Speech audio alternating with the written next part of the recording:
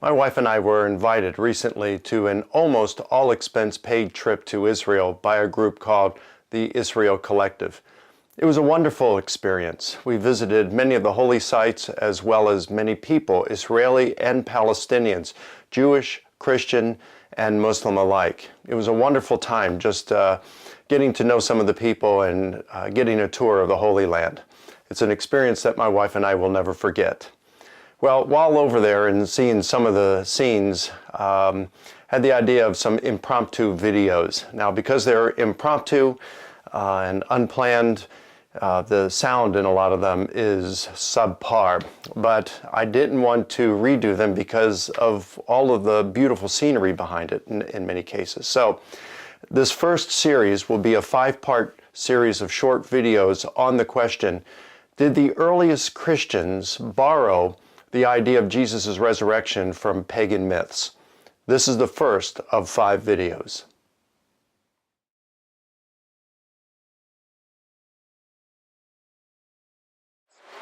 The first reason is that when you look at dying and rising gods in antiquity, they're usually tied to the agricultural cycles. T.N.D. Mettinger did a study and published it in 2001. He actually thinks that there are 3, maybe as many as 5, dying and rising gods in ancient Near Eastern religions of the Mediterranean world who predate Jesus. But he says that no matter what you look at, even if these were dying and rising gods, and he says almost all scholars don't think that they were, but he argues that they were, and he says even if they were, they're tied to the agricultural cycles. So, for example, when I was a kid, and I'd say to my mom, why is it, what's thunder? And she'd say, well, it's the angels bowling in heaven. Well, in the same way, the ancients had something to describe to their children the changes in the seasons, why there was drought and why there was rain. And on one account, they'd say, well, Baal was the storm god, and Mot was his brother, and he was god of the underworld, where the dead went to exist afterward. And so what ends up happening is that Mot is taunting his brother Baal, and he says, why don't you leave the heavens and come on down, and let's see who the better god is. And so Baal leaves heaven, he comes down to the netherworld, and Mot swallows him. Well, how do we know this? Well, his parents are talking one day, and the dad says to the mom, I think something's gone on with their sons, and Baal is dead. How do you know? Well, because it's no longer raining. So the mom leaves the earth, and she goes down to the netherworld, and she said, Mom, what did you do with your brother? And he said, I swallowed him.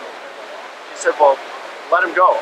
And he said, no. And so she beats him up. And he says, all right, Mom, I'll do it. Just let me alone. I'll do it on my time.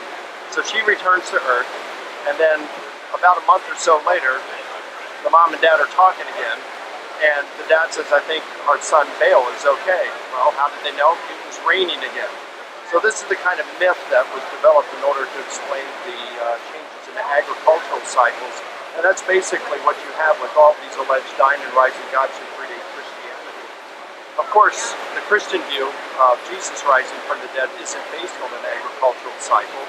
It's based on a one-time event, not something that happened annually, but a one-time event, and it wasn't something that happened in the great, distant, unnamed past. It was something that happened within the lifetimes of those who were saying it. So that's reason number 1. In the next video, I'll give you another reason